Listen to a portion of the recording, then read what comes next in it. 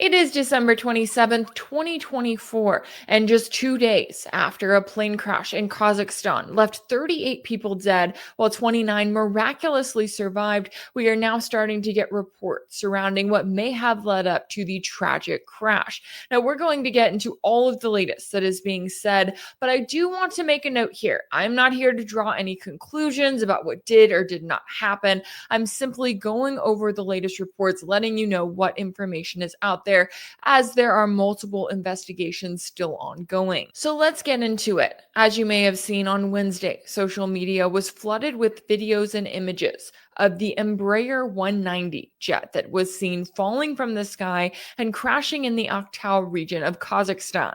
Azerbaijan Airlines Flight 8243 was en route from Azerbaijan's capital of Baku to the Russian city of Grozny in the North Caucasus when it suddenly diverted and crossed the Caspian Sea, leading to countless questions about what happened. Now, the flight crew were among the individuals who tragically perished in this crash, so we don't have them to ask for their side of the story, but we do have reports that 2 black boxes were found at the crash site, so there is some hope that we will get more insight into what happened. I know that the West has their version of events that has been made very clear across the media as to what they think happened. We are going to get into that, but first I want to take a look at the official statements that have been released so far. Azerbaijan Airlines released a statement on Friday in which it pointed to, quote, physical and technical external interference as the preliminary cause of the crash, but they provided no further details. We also heard from the head of Russia's Federal Air Transport Agency in a statement on Friday in which he said that the plane in question had to be diverted away from the Russian city of Grozny because the airport there was temporarily closed due to Ukrainian drone attacks. He also added that poor weather conditions contributed to problems on the ground, and that sentiment was shared by the president of Azerbaijan at a news conference on Wednesday, in which he said that the weather had forced the plane to change from its planned course. Now, because there were survivors from this plane crash, we are able to hear their stories. You have multiple individuals who are already speaking out to media in Azerbaijan,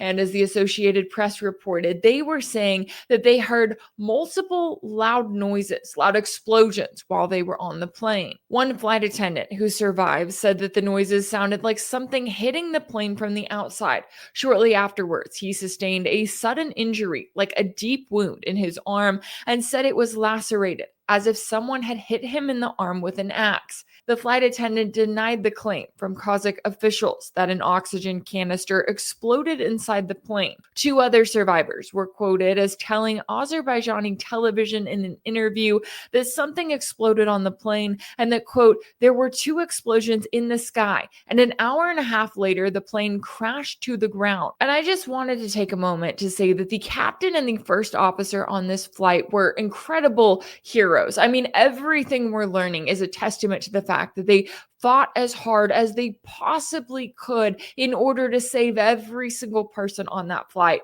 And the fact that you have 29 people that did survive this horrific crash is a testament to just how hard that crew was working to try to do everything in their power before they gave their lives in this just terrible crash. As reports noted, while the footage from the crash site showed damage to the plane's left horizontal stabilizer, which aviation experts believe caused the plane to lose most of its hydraulic systems, likely including rudder control, the crew still managed to fly the plane over 300 miles across the Caspian Sea, and they were within just 3 kilometers of the Aktau airport runway when they crashed. Now, as for the reports of the damage that was done to the outside of the airplane and the explosions that were heard by survivors inside, reports have been quick to rush to the claim that this was due to shrapnel from Russian air defense. You've got Euronews reporting that, according to their anonymous Azerbaijani government sources, a Russian surface-to-air missile was fired at Flight 8432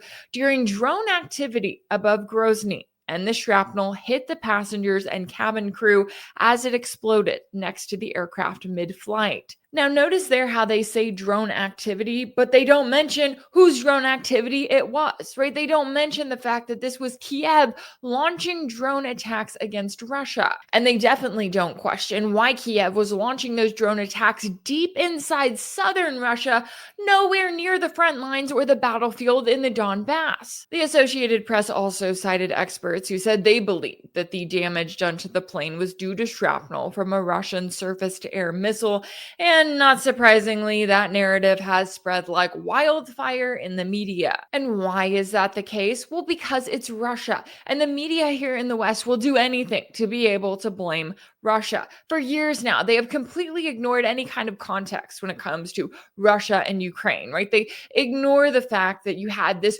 US backed coup in Kiev back in 2014. They ignore the fact that Crimea and the republics in the Donbass region chose to leave Ukraine rather than submitting to this Western backed regime that was being implemented in Kiev. They ignore the fact that you had the Minsk Accords of 2014 and 2015, or the Istanbul talks of 2022. They ignore the fact that there were actually talks taking place, peace talks aimed at ending the war in Ukraine before it had even really kicked off. Oh, but they're more than happy to bring up any sort of context when it benefits them. And we're seeing that happen right now, as the media has wasted no time whatsoever in bringing up Malaysia Airlines Flight 17, which tragically crashed in the Donbass back in 2014, killing all 298 people on board. The cause of the crash, or essentially who shot down the plane, has been widely disputed ever since.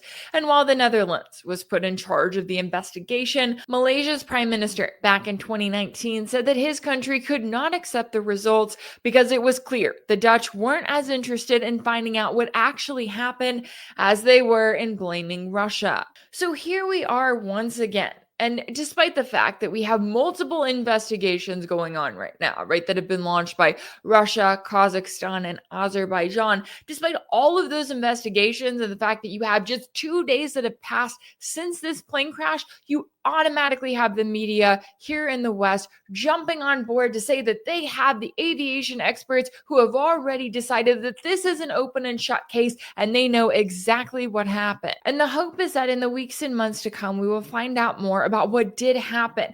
But if it was the case that it was Russian air defense, that it was shrapnel from a Russian surface to air missile that hit this airplane that then led to this deadly crash, I would encourage you to take a note of how many times in the media they mention the context surrounding this, right? How many times do they bring up the fact that there were Ukrainian drone attacks going on the ground, that that's why Russia had to turn to their air defense in the first place? How many times do they question why Kiev was carrying out these attacks to begin with, and the overall context surrounding this tragic situation that led to this deadly plane crash? And if we take a step back, if we look at the overall situation and we look at the fact that in the last year alone, the Biden administration here in the US has gone from just, sending lethal aid to Kiev, continuing to go down that slippery slope towards World War III against Russia, that they have gotten us to the point where you now have the US launching long-range strikes deep inside Russian territory, using Kiev as some sort of shield, right? Saying, oh, this is Ukraine's doing, when you have US troops on the ground carrying out those attacks and making them possible, and Russia knows it. You have the US getting us to this point of no return. You have the Biden administration ramping up support for Kiev, doing whatever it possibly can before Trump takes office next month. Why is it that when you have this deadly plane crash, that it's not a let's take a step back and look at what is happening, right? Look at the fact that now you have deep inside southern Russian territory, Russia being forced to fend off attacks coming from Ukraine. Instead of looking at that, instead of taking any kind of step back whatsoever, you have the Biden administration doing the exact opposite. And you have reports that they are working to send another $1.25 billion worth of weapons to Ukraine, pushing to get that aid out before Biden leaves office. And why is it that when 38 people die in a tragic plane crash, that you have the West in this position where it's so quick to just want to point the finger at Russia, that they're not even taking the moment to look around and to say, wait a second, how have we possibly contributed to this situation? Because if it was the case that it was shrapnel from Russian air defense that played a role in causing this plane crash, then shouldn't the West look around and realize that they are the ones who have fueled these attacks on Russia that have led to this deadly environment? But that's not something that the media has done, and that's not something that we would even expect them to do. So, why is it that when you have this tragic incident in which 38 lives are lost, you have a media here in the West that immediately does everything that they can to spin it to create even more pro war, anti Russia propaganda by going as far as to claim that Russia is intentionally out there targeting commercial airliners when, again, the investigations have not even started. Because at the end of the day, when it comes to how we consume media and how we consume information about the world around us, paying attention to that context and paying attention to the ways in which the media has been so quick to spin this information to make it the propaganda that they want before they even know the facts on the ground, well, that's something everyone should be talking about. If anything in this video resonated with you, be sure to like it, share it with your friends, leave a comment. And as always, don't forget to subscribe. And if you want to keep up with all of my work, make sure that you're subscribed to my page on Substack. That's rachelblevins.substack.com. That's where you'll find ad-free videos and new weekly episodes of my exclusive series for paid subscribers called Sanction. You can also catch Sanction over on my page on Patreon. That's patreon.com/rachelblevins. As always, thank y'all so much for all of your support, and I'll see you next time.